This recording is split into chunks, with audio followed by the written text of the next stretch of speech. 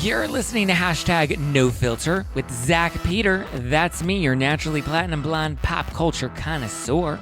I'm the reality TV junkie, self-improvement addict, and host with only the hottest tea spilled fresh all week long. You're one of my favorite interviewers. They picked us because we're horny. Yeah, right. And that's your chronic state. 24/7. Zach, that is really funny. From the latest news on the Real Housewives, deep dives into celebrity legal scandals, and unfiltered convos with your favorite stars, I've got you covered.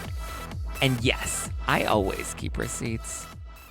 All right, welcome on in, everybody. I hope you are having a lovely week. I'm looking forward to seeing everybody tonight live in New York City. I'm at City Winery NYC. I don't know if we have any tickets still left. You can go to nofilterlive.com right now because we are pre-recording this, but I am live in New York tonight, City Winery NYC. If you can snag a ticket still, go to nofilterlive.com and come on in. We have Megan King that's going to be in the show. We have Emily from Access Hollywood on Housewives Nightcap. You may have caught our interview this week. She's going to be giving some hot takes. We have the Brav Bros in the show. We have some surprise special guests. So get ready. Come on out. City Winery NYC. And if you can't catch the show, then definitely follow me on Instagram so you get all the recaps.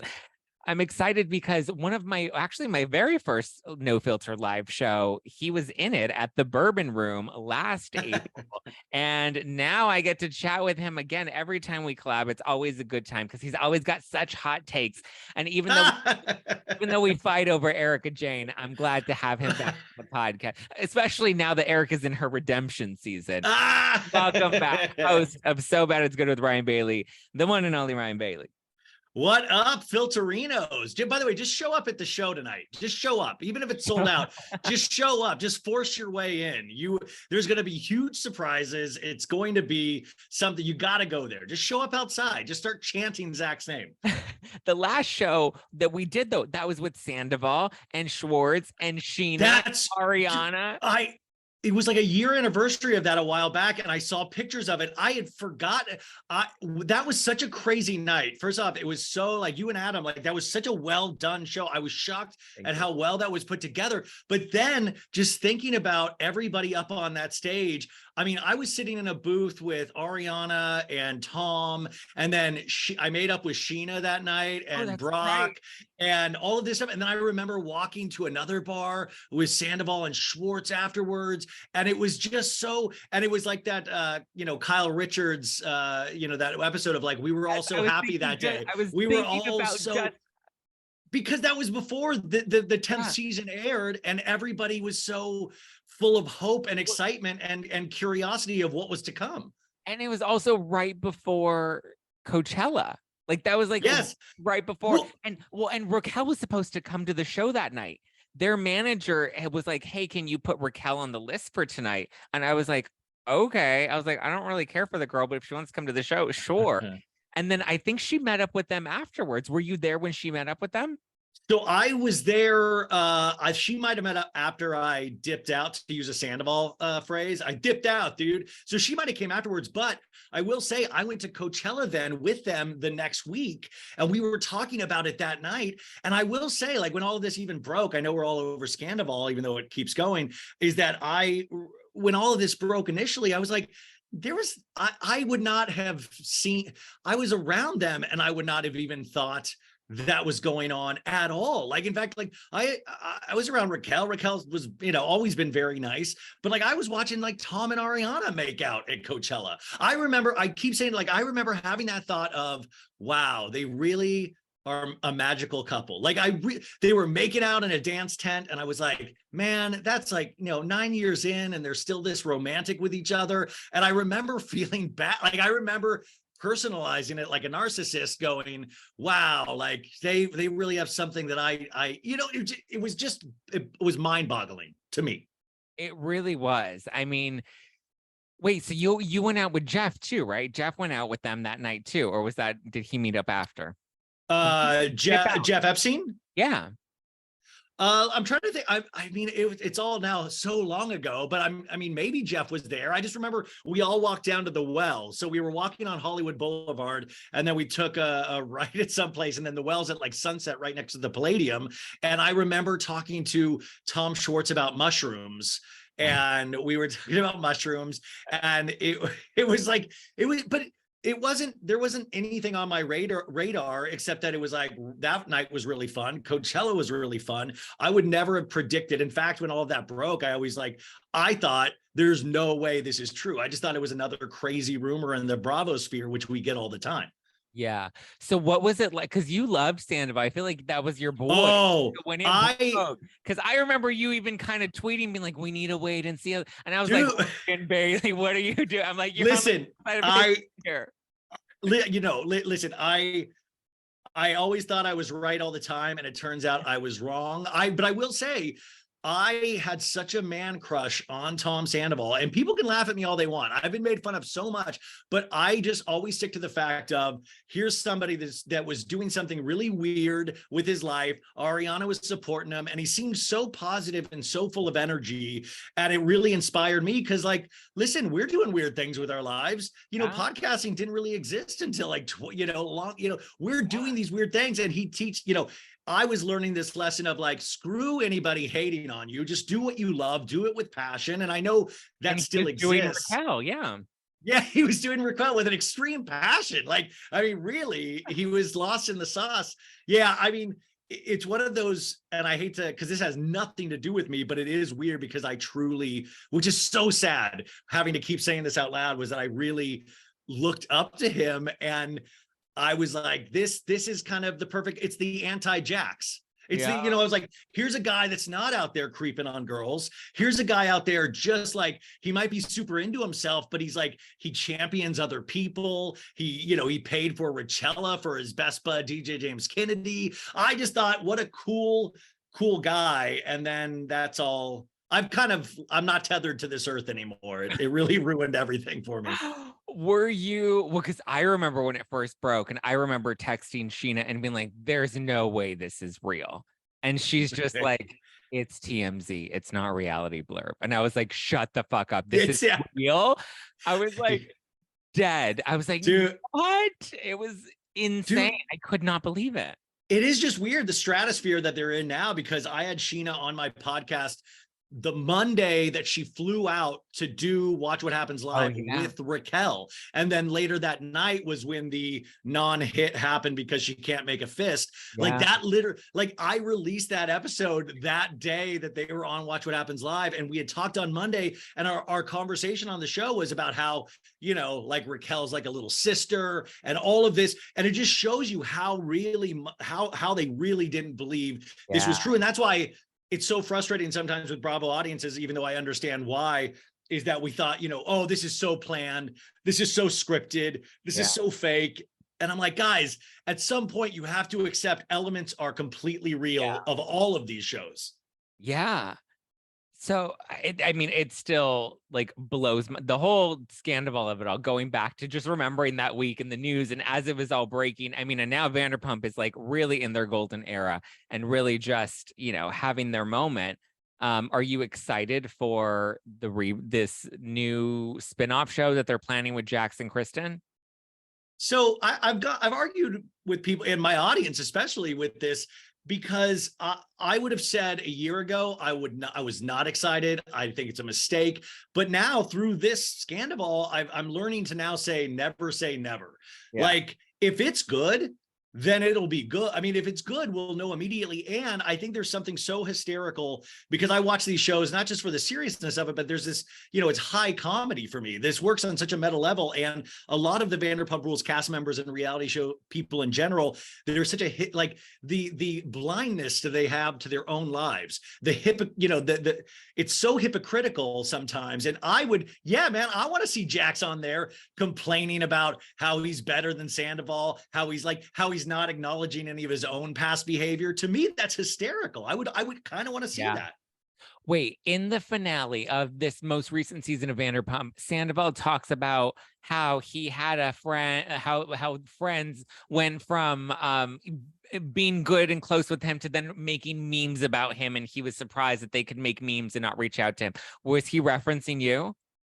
You know, I've been told that he might have been, and you know, listen, I think like you as well, like I'll sometimes hit really hard on social media, and I'm, you know, I'm sensitive, I'm a pussy, I'm all that, but like on social media, I'll get my joke out, or if I'm frustrated, I'll take that out on, and Sandoval really, really upset me. And especially, I really do care for Ariana as a person, even aside from the show. So yeah, I was pissed with all that information coming out. I hear that it could have been, I don't want to like say that's definitively me, because that's, who cares? But I will say, like, when all of this happened, because I heard he was starting to reach out to people, I just flat out blocked his number, blocked him on all. Well, listen, I don't think he would have reached out, but just on the off chance, because I didn't want to even put myself in a position where I had to be, because I don't know, like it really, like I need to see I do see a therapist, but I like, oh my God, I wish he came to me instead of Howie Mandel. Oh, well, listen, the Howie Mandel thing to me is like, that's going to go down in history as one of the funniest podcast episodes of all time, unintentionally so. But it is funny how everybody, like, we've been doing this for years. It is funny now that everybody wants a piece of the Vanderpump attention economy. You know, podcasts are springing up right and left, podcasts that have nothing to do with reality shows, all of a sudden have to do with reality shows. And I'm like, yeah, man, come in, the water's fine. But, and your audience knows this especially, isn't it nice to hear, people that actually know and love the shows, the people that have been doing this for a long time and day in, day out. And Howie Mandel, huge star, famous, but it is funny when somebody gets that opportunity and then puts no preparation forth and kind of thinks they can get by on their wits. And I just like, we're better than that, man. Like, anyways, yeah, the Sandoval stuff, I just didn't want to have a conversation with him about it. And I don't know. I really am curious if I ever will have a conversation with him down the line about it. But I think, like, I could see him coming on your show. I could see him. I just don't know if I would want to give. I don't know. I've gone back and forth, because you probably get that question of like, who wouldn't you interview? Who would you interview? You know, like I always go back and forth on where, because, you know, where, like, is there somebody that you wouldn't interview right now? No, I would interview anybody, because I also feel like I like to get to know people on like a more human level, even in my interviews or in the pre-interviews that we do, that like, I feel like even when I ask the hard questions, which I'm not afraid to do, I always like to ask the hard questions. I do it in a way that makes people feel comfortable and at least makes them feel safe enough to open up. So I feel like if I were to get Sandoval on the show, like I would do the interview justice of asking him the hard questions and keeping him accountable and not feeding into his bullshit, but also giving him an opportunity to really tell his side of things. But we saw how that went on Howie Mandel. Like, no, Howie Mandel was totally pre-scripted, and there were so many angles that Howie allowed Sandoval to take that down that were total bullshit that I would have never, and I don't think you would have ever. You have to, and it's because you have to know the details and you have to know the backstory. And I think that's why he chose to go with Howie Mandel, is because he knew that Howie would do him a solid. He was like, listen, I'll shave my mustache on camera for you, because that'll get you some clicks, because he thought that would be the highlight of the interview. And so, you know, like he knew he could bullshit Howie. Well, I mean, that's the other thing too, is you said, you know, I like to have respectful conversations with people and give everybody a chance. And I mean, I have the same, you know, I try to go about things the same way, but at the same time, if I know I can't do a respectful interview, I won't go for that interview. Like that's like, I don't know if I would be able to have a respectful interview with Sandoval in this moment. Like in this moment, you know, time heals all things, right? We're probably going to think differently about this situation 6 months from now, a year from now. We've seen how on Vanderpump Rules and all reality television, it's a game of up and downs. It's a game of villain one season, hero the next. And it's like, how does Sandoval get out of this jam? Because we know he does care about what everybody thinks. So it's a very interesting position for him to be in right now. Is there somebody you wouldn't interview? Oh, I think you already know this. I mean, like this, I would not touch Lisa Rinna with a 10-foot pole. Really? Yes, there's nothing. What am I going to get? There's also certain people that there's an agenda there that if you pay attention to any of their interviews already, you're not going to be able to have the conversations that I enjoy having. But that's different to each person. Like you would kill a Lisa Rinna interview. I would not kill a Lisa Rinna interview. I would not like, I wouldn't, I don't think I would be the person for that. So there are certain people, but at the same time, it is exciting because your opinions change from season to season. And I love interviewing people where I'm like, oh, I didn't love you initially, but now I really love you, because I always think about us as people. Like we have good seasons of our own lives. Like, hey, this year, not a great season for Ryan, but 2 seasons ago, amazing season. We go up and down. Would you interview Erica? I think, oh, that's tough. Right, what's going on? I'm Erica Jane. No, what's that? No, I would just be so there is a natural curiosity I have about Erica. I really would be curious to ask a bunch of questions if she would be open to it. Yeah. But also, I'm just also curious on little things that have nothing to do with this case. Like you said, like this past season, you were talking about how much sex you're having, how much why did we never see a shadowy figure in one of your doors? Why did we never get to see a date on camera? Like those are the things that I'm truly interested in. Like I want to see Erica on a date. I want to see what that's like. I want to see how flirty she is. Does she get nervous? I want to see that aspect of Erica because she talks a big game in terms of sexuality. I want to see it firsthand. Yeah. 1000%. I almost interviewed Jen Shah. I bet. Well, Jen Shah would be another. Well, see, that's Zach.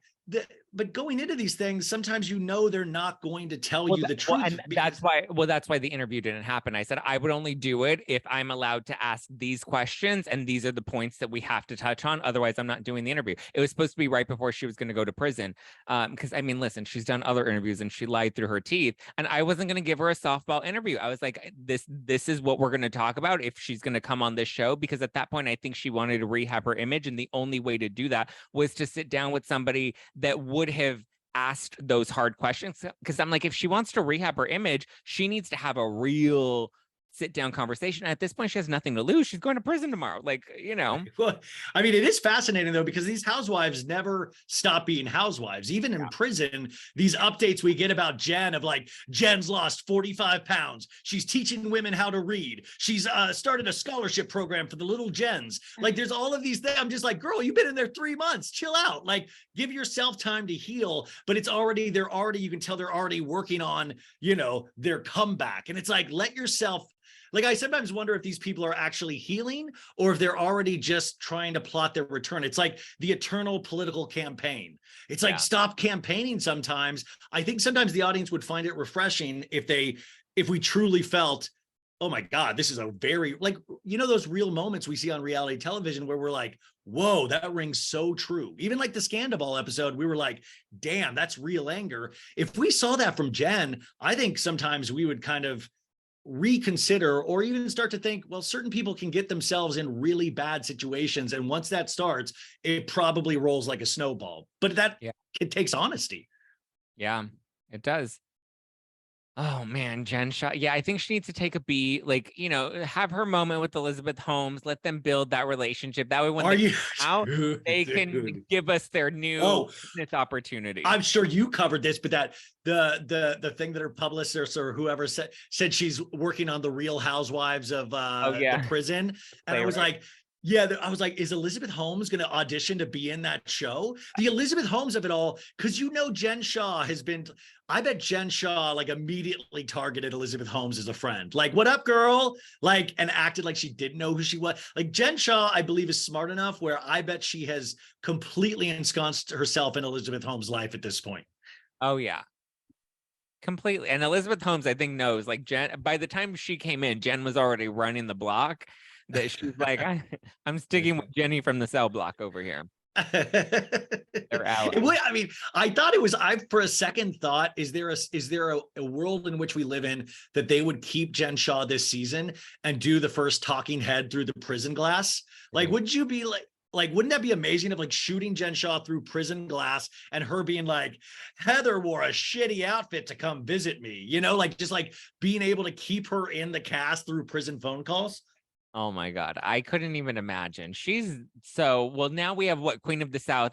Queen of the South has the 4th season out, and we're covering the Jen Shah case. So it's fun to revisit all of that and listen to everything that she's like. It's her entire scheme is just wild. She's just such a character. And it reminded me, like listening to some of the episodes recently reminded me of just like what made her like that breakout housewife. And I'm like, she is just nuts. Well, don't you look at that at the new cast of RHONY? And now I'm so jaded where I'm like, which one of you guys is about to get arrested? Like, which one of you guys are completely defrauding somebody of their money? I think that's how we approach Housewives or even Vanderpump Rules. Like, which one of you is cheating on your husband? Which one of you are going to go to jail eventually because you got too cocky being on a Housewives show? That's where my mind goes sometimes now. What are your thoughts on the new RHONY? Are you liking it? I did like, I was like a lot of people. I didn't want to like it. I was like, oh, it's such a, you know, we have to learn all new people. We have to learn, you know, I was kind of like about it.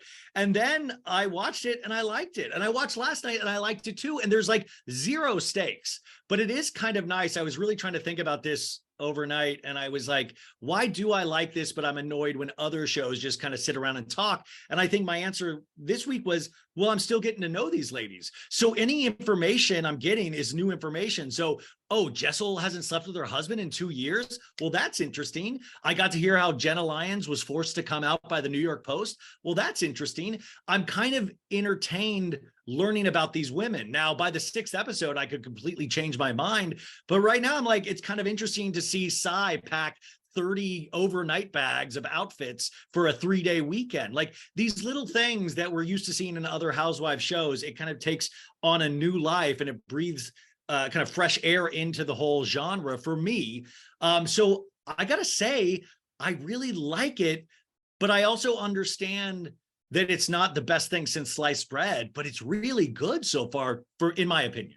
I think it's light and refreshing. It's very Sex in the City, which I think is different from the heaviness we've gotten on shows recently, like Jersey and Beverly Hills. Like, there was this heaviness that came with those shows that I think this feels light and fresh, but I also don't think anybody would have given a shit about this show or this cast had it not been named Real Housewives of New York, had it not been the pressure of the reboot, because that's really why we all tuned in, because we wanted to hate it. We wanted to have this, you know, expectation of it. I don't feel like I've developed a fully baked opinion about it, because I feel like I want to see a few more episodes before I really understand who these women are and what the dynamic is and all of that.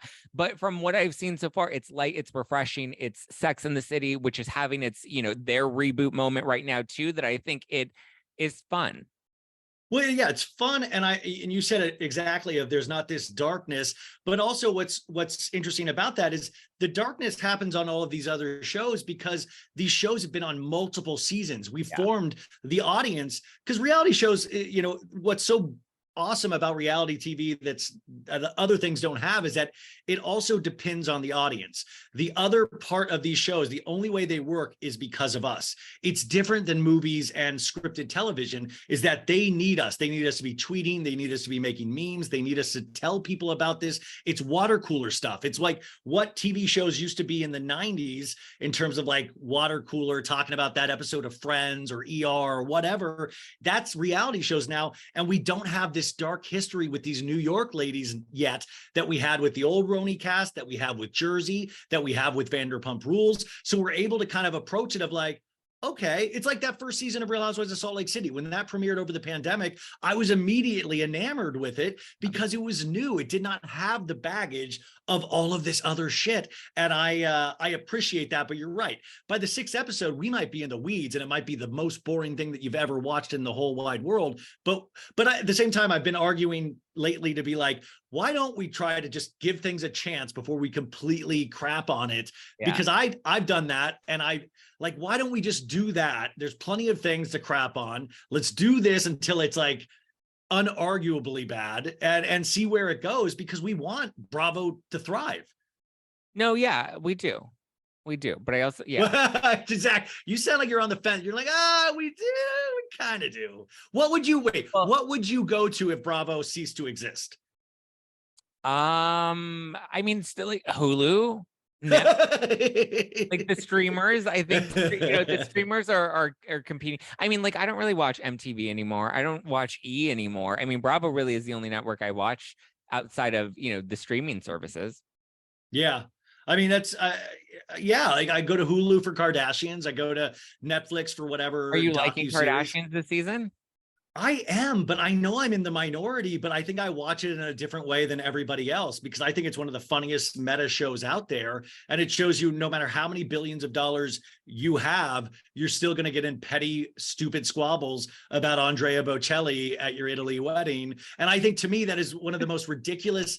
It just shows you that money doesn't really, at the end of the day, do a lot. And what the Kardashians think they're presenting to us, if you kind of peek past that, it to me is hysterical, because what they're trying to show us and what we actually see are sometimes two different things. And I think that's very entertaining to watch. I agree. I'm loving Kardashians this season. Yeah.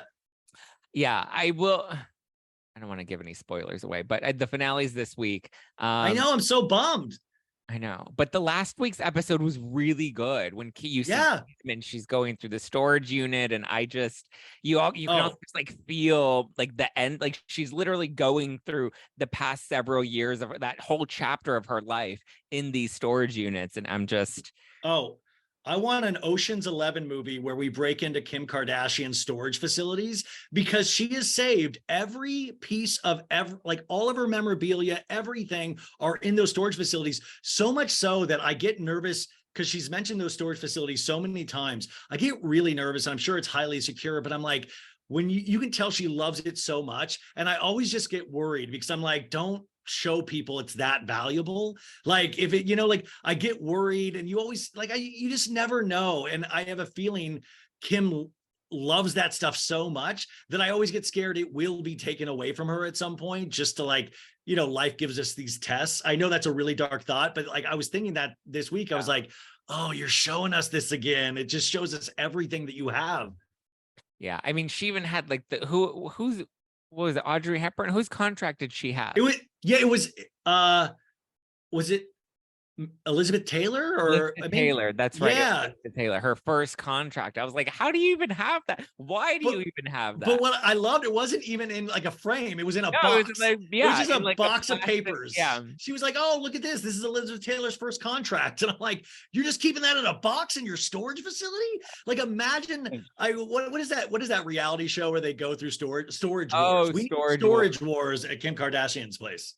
Celebrity storage wars, not even just Kim Kardashian. I want to see Jenner's storage unit. Remember Paris Hilton, when her storage facility, I guess, lapsed in payment, and somebody bought it, and they found nude photos of her. This is 15 years ago, you guys. There's so much pop culture that happens that you completely forget about, and you're like, oh yeah, that kind of sounds slightly familiar. But celebrity storage wars is an excellent idea. I agree. I think that would be fun. Like cribs, but the storage units. Let's go through the old shit. Zach, this is a great idea, because you could literally get them on board. You could just say okay, pick out 6 items that you want to highlight, and we just go through dusty boxes. You do it 3 celebrities an episode. I mean, that's a killer show. I would love to host something like that. Okay, I'm producing that. Zach's going to host it. There we go. So you are loving the new RHONY. You're giving it a thumbs up. For 2 episodes. I mean, okay, this is another great. After the first episode, I watched it 3 times for the show, and I liked it better each time. And I will say, halfway through the week, I was like, man, I wish the second episode was out tonight. And that's always a good sign when I'm looking forward to it instead of feeling like work. Yeah, I agree. What are your thoughts on Andy's beef, or Bethenny's beef with Andy? Andy's been very quiet. And by the way, I hope Andy continues to be quiet. Do not breathe oxygen into this. You don't want him to get Bethenny? Okay, sure I do from a petty standpoint, but I will say when you give something attention, it adds to that fire. And that's what Bethenny wants. Bethenny right now is trying to draw Andy out. Listen, what Bethenny is saying about unions and reality TV stars, there's something there. There's a discussion to be had. Well, what is your take on her point? Because she's saying that, you know, we want to we need some sort of union for reality stars because we have the actors that are on strike and the writers that are on strike. You have an acting background. You have an appreciation for reality TV. Like, where do you, especially Housewives, and she is like, this is the perfect time. I'm the perfect person. It's very Trumpian. She's like, I'm the perfect person to save reality stars because I have no skin in this game. I was like, your ego is the skin in this game, but okay. Yeah. I mean, you said it perfectly as Trumpian, and I don't mean that in a, you know, Republican Democrat thing, but there's a thing that you can acknowledge that Trump does, regardless what you believe, is that he has this tendency of, there's an issue and you know that I'm the only one that can solve it. He'll even say, you know, he'll be like, you know, like I do, that I'm the only one that can. So he already puts that thought into your head of, well, shit, maybe he's the only guy. Bethenny does the same thing. And what she's talking about in terms of a union, there are points to be made, but I will say producing reality television and producing scripted television and movies are two different animals. And Bethenny knows that better than anyone else out there. I always talk about the concept of a reliable narrator on these shows, is that you need somebody that you can trust. Like Jen Shah, not a reliable narrator. We can't trust her. You can't trust her, but I'm trying to think of who on Salt Lake would be a reliable narrator, but it's somebody that you can trust that's not going to completely, like, they're kind of middle of the road. Bethenny isn't that, because we've known, I tweeted this over the weekend, but I said, when somebody shows you who they are on multiple seasons of a Housewives show, believe them. Believe them. Bethenny has shown us who she is on these shows and off of these shows. It's not all of a sudden Bethenny has grown this amazing heart for all of her reality show compatriots. Bethenny is in love with attention, like a lot of us are.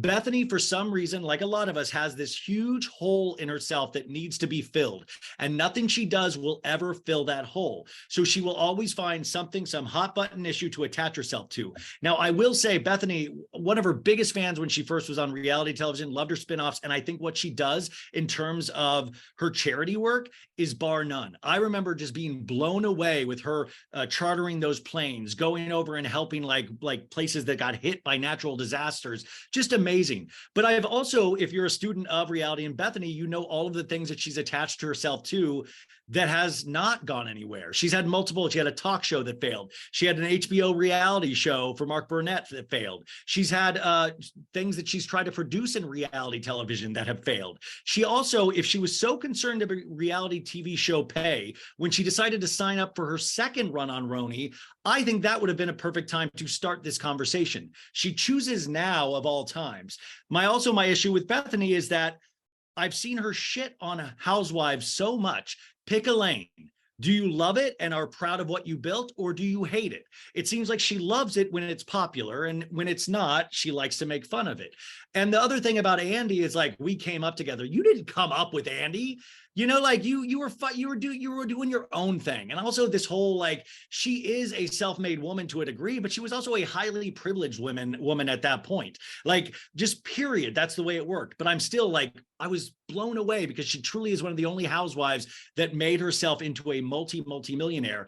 But what scares me is that still didn't do it. Like, you think that would be like, if I made multi-million dollars, I would want to believe that I would stop social media, I would go live this beautiful life, have a family. But you see that that's not it. She wants more and more. She does have a point with this, though, in the sense of there could be a union in terms of fair conditions and stuff. But the way reality shows work is that they are cheap to produce for a reason. That they are cheap to produce. And also, you're thinking, she keeps using Vanderpump Rules, the great success of Vanderpump Rules. Raquel should be able to share in that. Yeah, she should have some contract negotiations. But remember, there are so many piss poor seasons of reality television where they don't make the ad revenue that they're supposed to generate, where they have to bring, these things cost money. I do think, and also they are non-union shows, so they are able to keep going. But I think Bethenny is not the person to be in charge of this entire thing. I think Bethenny, if you even look in past contracts she's been a part of, she has tried to be the producer that would take all of your money as well. So I'm sorry. I think it's a great point. I don't think she is the person person to be spearheading this at all. And I think it's another thing where I'm like, why are you making this much noise right now? Because listen, 2 weeks from now, it could be her cauliflower crust pizza. It could be some new thing that she'll go on to. Her pizza. Her poor. Sorry, you guys. I just exploded about that. I didn't get to talk about it on my show yesterday, so I had a lot of thoughts. No, I mean, and I agree. I think I agree with all the points that you made. I think the only thing that I really agree with when it comes to the point that she's trying to make about reality stars is, and this is more of a reality star thing that they should negotiate into their contract, is residuals. I think it's crazy that they don't get residuals for the show. And I remember talking to Housewives about this years ago. I'm like, do you get residuals? Do they pay you? And they're like, no, they don't pay us, which again is their fault for not, fighting for that. But also most of these housewives, I forgot who I heard make this point, but most of these housewives are so desperate and like want to be on the show that they don't care. They're not going to be like Bethenny, where Yes. they don't even have the leverage that Bethenny had to ask for the money that she asked for when she came back to the show. You think Gina from OC is going to hold out so she can get a six-figure payday? I also want to point out, though, the thing that is correct is that when these Housewives shows started, streaming didn't exist. Is that these things didn't exist. So there is, but by the way, this is where it does tie in with actors and writers. There is a larger conversation to be had when you are, and I would love, I said this the other day, I would love for Peacock to release streaming numbers, because I'm just personally curious how many people went back and watched Vanderpump Rules for the first time on Peacock, because I imagine quite a few people did. But that is all money that is not having to be shared. Now, of course, these producers and the network and the conglomerates, they put up all the money, they take all the risk. And there is a truth to the matter of, I mean, I know Vanderpump Rules first-time cast members that were offered something ridiculous like $5,000 for a season. But they said, listen, you're going to be able to make that up on social media. And that's not a lie. It's not a lie, but sometimes you'll see even in Scandoval, Raquel and Tom weren't getting the brand deals because they're the people that cheated that all of the other cast members were getting. See, but I think Tom and Raquel, if they were smart and leaned into this and did a full Spencer and look at how much money Spencer and Heidi made when they were the most evil people on MTV during the era. But Zach, they embraced being the evil people. That's what I mean. Tom and Raquel did not embrace. No, that's what I mean. Tom and Raquel, people are like, they're not making money. It's because they had the potential, but they chose not to. Raquel decided to hide and check herself into a mental care facility for 2 months. And then now she's trying to argue to get her money now. And it's like, pick one or the other. Like I'm like, I don't even buy her wanting to prioritize her mental health, because then I'm like, then why are you even trying to get back on Vanderpump Rules? Why are you trying to return to the boyfriend that was abusive to you? So that's where I don't buy any of the mental health bullshit. That's her trying to rehab her image. But if you want the money, listen, if she wants to lean into being the villain and she wants the money, I will clap for her and be like, get your paycheck, go and get your dance. Because here's the thing, Dancing with the Stars took on Ryan Lochte. They'll take on, like, these shows don't have like a moral compass. Oh, wouldn't that be hysterical? All of a sudden Ariana's already on Dancing with the Stars, and then they announce Raquel's coming on Dancing with the Stars, and they go toe to toe on dance-offs every week. That would be amazing. If Raquel leaned into this, she could make so much money right now. But Zach, see, that's the other key thing, is that we're also then having to realize that Raquel is not that person. Raquel couldn't even try to be an outward villain if she really tried. Even when she tried to stand up for herself this past season, it came off like this quavering mess. It's like, you can't talk to me like that, Katie. Like, it was so not like, she's not a Brandy Glanville type. She's not she's not good at that. So asking her to be something that she's not, and you're right. I've said all along, if you really take your mental health seriously, none of those professionals would say, well, you're healed after 2 months, time to get back on reality television. No way. No way. I mean, I don't think there's any way she's coming back, especially after this week with Graham. There's no way. Graham stuff, I was like, that's it. No way. That's done. It's done. If that didn't scare her off that day, I mean, yeah. I think it's possible we get like an end of season cameo, and maybe it's just her and Sandoval. I don't know. I think that there's a possibility for her to make a cameo at the end of the season, but I don't foresee her ever coming back full time, especially after the stuff.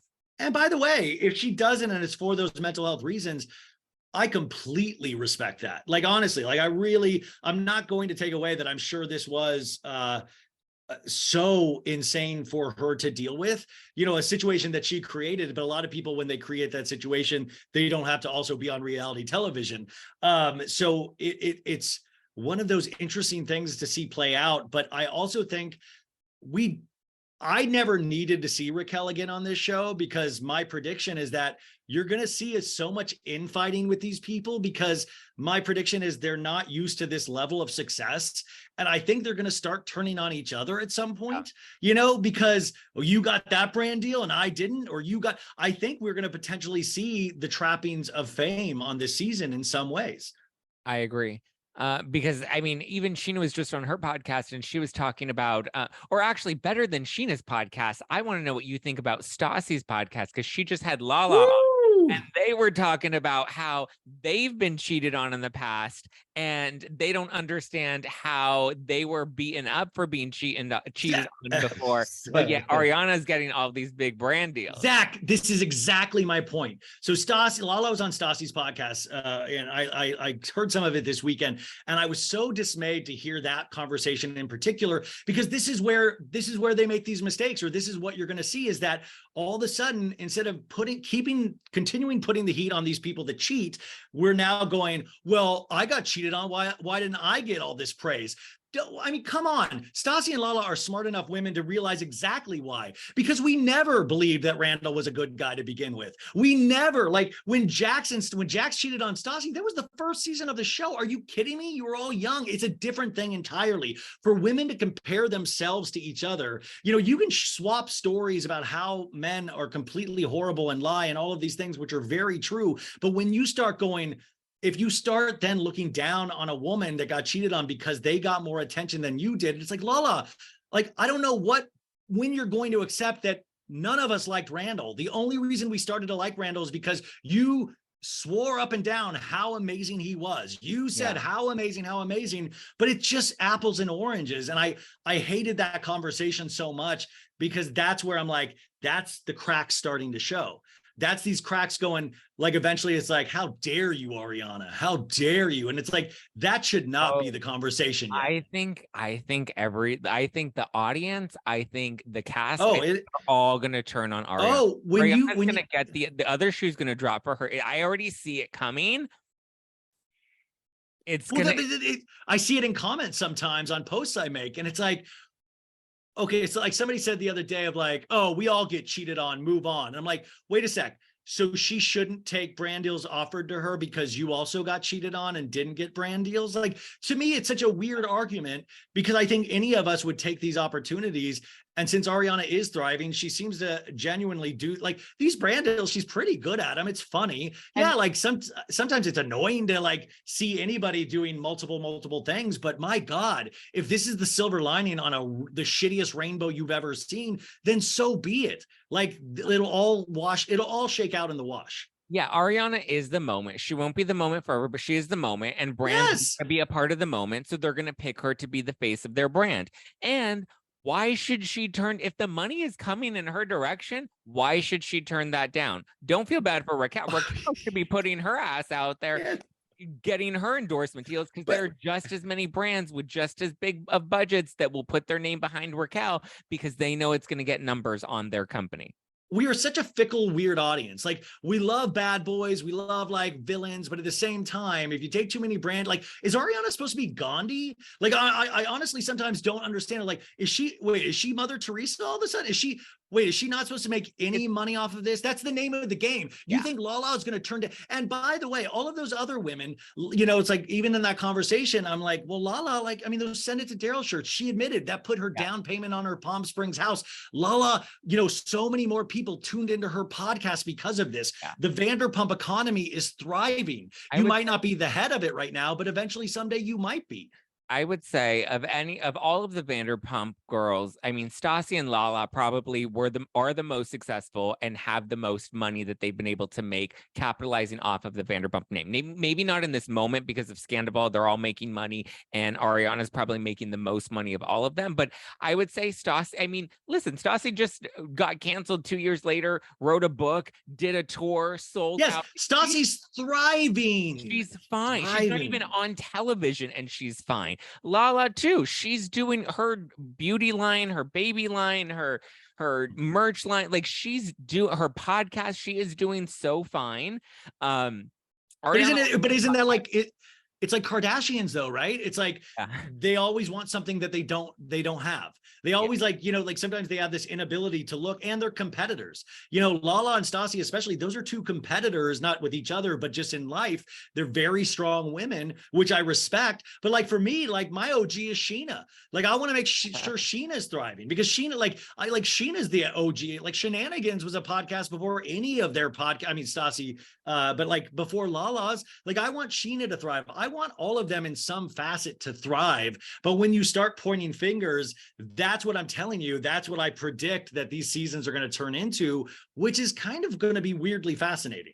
The only one I do really feel bad for that I think maybe is entitled to. If you say Schwartz, I'm going to fuck it. I'm leaving right now. No, not Schwartz. Kristen Doty. Oh yeah, I deserved so much more, and she really got the short end of every stick.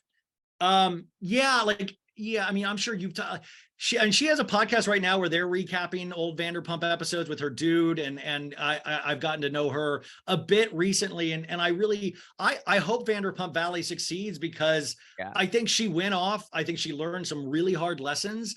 I think it is interesting that it's like, it is interesting, but I asked her, I said, like, listen, when you came back, was it nice? I mean, there were detractors, of course, but the overwhelming majority was so thrilled to have you come back on. Did that feel good? And then I was trying to ask her, like, isn't it legendary when you said suck a dick to Diana on Vanderpump Rules? And she's like, no, I mean, it's just weird. It's like, you think of all these weird moments that we think of as legendary. She's not particularly like the happiest with, but we think of them as like, wow, you were a part of history. Yeah. Or like Stassi hates the Pinot Grigio scene with Sheena. She's like, I don't get what people are so interested. I'm like, it was just such a good moment. Like, we fall in love with these lines, and they only live them out once because they actually did them, but we repeat them on reruns again and again. We make t-shirts, we talk about them ad nauseum. The fandom continues to make memes of these things, so they become this like part of our DNA. With them, it's just like, oh man, I was growing up, I was a smart ass, I was an asshole. And it's so interesting to hear some of them on the flip side of this. And that's why for people like Jax, I'm like, be careful what you wish for, man. Coming back to that show, the show makes your brain mush. It makes you do bad things. It encourages you to go a bad way. Why would you want to do that? I know money, but come on. I think his marriage to Brittany is going to be done if they. That's exactly what I said. I said, you're going to potentially ruin this beautiful family that you have, because old demons die hard. And when you're put in that, when you're wanting to show up for the show, you're getting more attention, you're getting more people reaching out to you going, you look pretty good on this week's episode. Like, you just don't, like, Jax can't trust himself, and he will always argue all of these points. But I would just say the show is not fake. The show, by some weird alchemy, picks up what's behind these characters' eyes, and we all can see it. Yeah. And that's what we love it for. But it's talking about like the iconic lines. The only one that really leans into it and still uses her lines all the time is Bethenny Frankel. Like in her interview with Jill, she was like, wow, Bethenny, wow. Like, she was not even her own lines. She was like taking like other women's lines and like using them. Like, she's just so. Well, Zach, Bethenny created all the lines. Remember, Bethenny created reality television. She is responsible for everything that we watch, everything that's like done. She had the idea first, but also it is interesting because I'm like, yeah, girl, get yours. But at the same time, it's like whiplash. Like, you're trying on dollar store face masks one day, you're out there trying to interview Jill a second day. The next thing I would predict is that we're going to get, not that she's not going to want to do this at all, but eventually when she feels like, some attention is waning, she'll go for the Carol Radziwill interview. We'll finally get that at some point. She won't want to do it, but she'll be like, I need more attention this month, and she'll do it. Do you think she'll do Carol, or do you think she'll do Kelly Ben-Simone? Well, Carol would be the way more fascinating conversation. And also Carol would actually be able to call out some things in a very astute way. The Kelly Ben-Simone would be a wreck. So I think she would do Kelly first, because I think Bethenny would love to dunk on Kelly a lot more and then kind of hug her at the end and act like, but Bethenny is positioning herself as the president of reality television. And I think that is not who you need to vote for in this election. No. But people love her, and I don't want to take away that. Like she's deserved of all our love. She's a historical figure in Housewives. She, and not just Housewives, but reality TV in general. She was one of the first people to really build this big, crazy, successful business outside of Housewives. Well, Zach, you know, she created television. She invented it. Yeah, she invented the television in 1934. Trust me, there will come a day where she will talk about how, you know, when she reflects on when she came up with Andy Cohen back in the day. Yeah, when we were we were coming up together. I remember it like we were in preschool together. And wait, have you interviewed Bethenny yet? No, I've not interviewed Bethenny. I Yeah. hear she's a terrible interview. Yeah, I've heard some horror stories. That's the other, like, why would you put yourself in these positions to get shit on by somebody like Bethenny? Yeah, I am always fascinated by her. Have you seen her YouTube show? I have watched a couple of them. Are they Well, that good? was yeah, they're fine, but it is funny when somebody is trying to break into like TikTok or YouTube. There's like a learning curve with all of those things. I find myself doing that as well. But you know, she's trying to like do the edits and do it's interesting. Like I find it's just like she tries on all of these things, or she sees that something's popular. So I feel like she co-ops it. She's not usually the first person to think of it, but she's the loudest person to talk about it.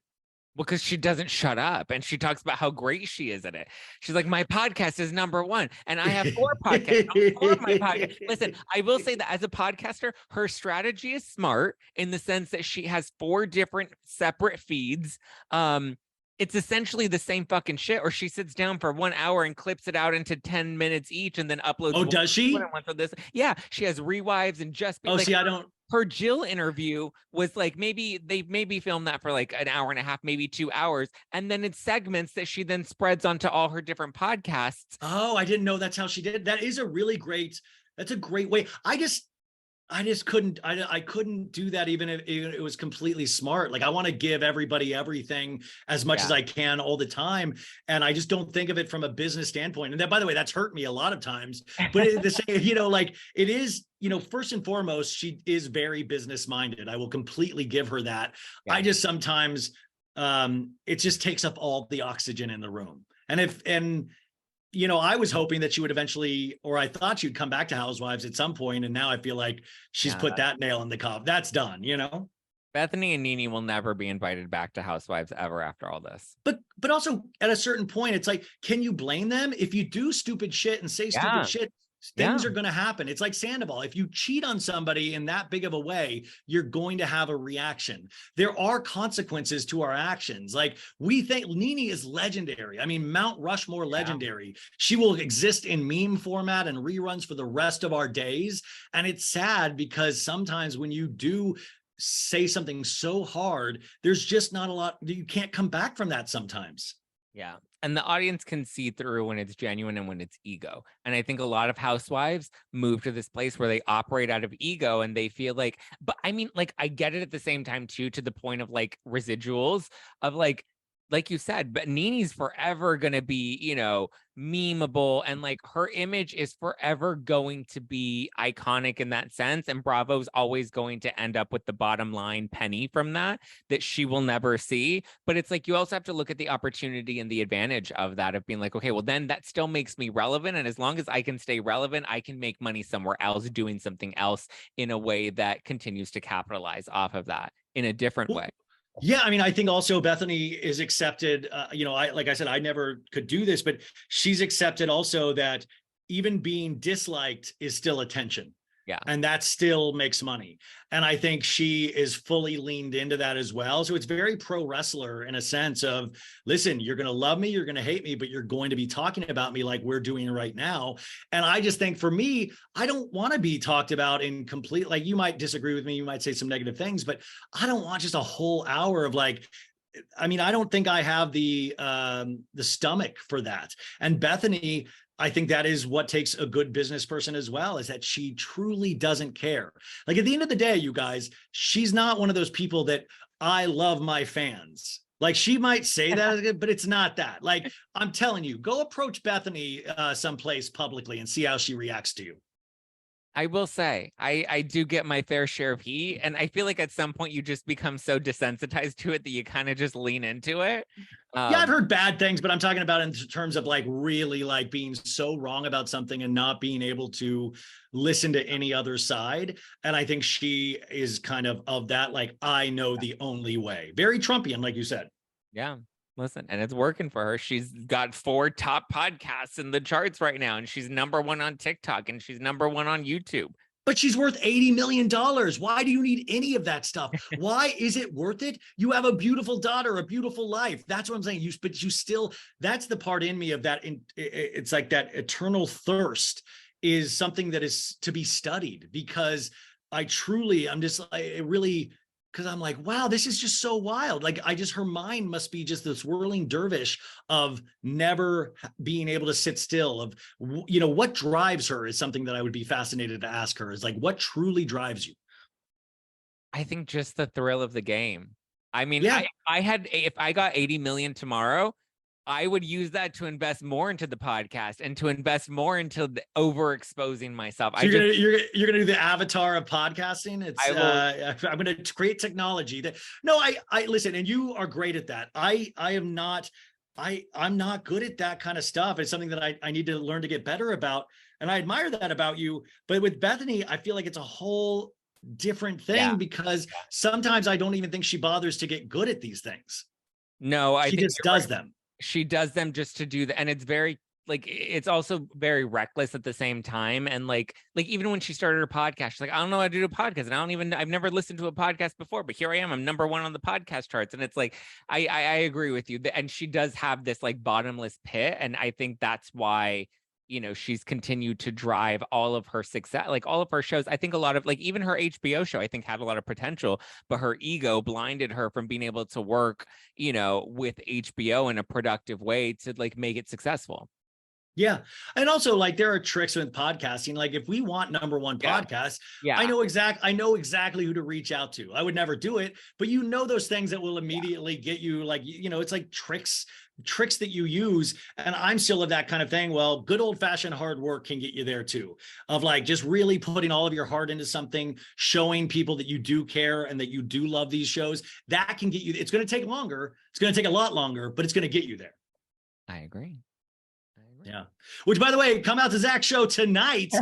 Remember, it is sold out, but you're going to chant Zack at the front door, and they're going to eventually have to let you in. And then just also then tell you the Bra Bros, just say, the Bra Bros got me a ticket. Have you collaborated with Bra Bros yet? Yes, I had it. They're great. I was on theirs. They were on mine during Scandoval, and I look forward to working with them again. That's the thing with, like, everybody's awesome. It's just like, the amount of like people reach out to me like, can I come on your show? I'm like, yeah, great. Perfect. I mean, I'm not organized in the way that some people like. I'm like, hell yeah. Like Zack, I'm like, yeah, Zack, come on next week. Come on whenever you want. Like it also, I love when people ask me to come on the show, because I'm like, oh, perfect. That does my job. That I totally would have forgot. We should do, you're in Arizona, right? Yep. We should do a live show in Arizona. Bring the Bra Bros. We'll come to you. Yeah, I mean, listen, 114 degrees right now. Right now. Yeah. That is a dream, though. That is something that I want to do live shows, and hopefully that'll be a part of things. And yeah, but like, love the Bra Bros, love what you guys are all doing, and I wish I could be at the New York show. That sounds awesome. Well, soon we'll see each other soon. Yeah. So Bad It's Good with Ryan Bailey, available on all podcast platforms. You're also on YouTube now. You've got a killer Instagram account. What else do you want the people to know about you, Bailey? Yeah, YouTube. We had Demois on the podcast on Monday. She was great as usual. Did a lot of pop culture, Barbie and Oppenheimer and all the Bravo stuff. We'll do an OC recap later this week. But yeah, that's the whole thing. Also, Patreon. I have a patreon.com/SoBadItsGood, where I'm doing full recaps of the new season of RHONY over there. So I look forward to being goofy about those ladies over there on the Patreon, if that's your thing as well. And that's it. Just, if you like any of these shows, leave them 5 stars on Apple Podcasts and Spotify. Do that for any podcast that you listen to. It's the freest way that you can support your favorite podcaster. Yeah, I mean, listen, guys, we work very hard to give this all to you.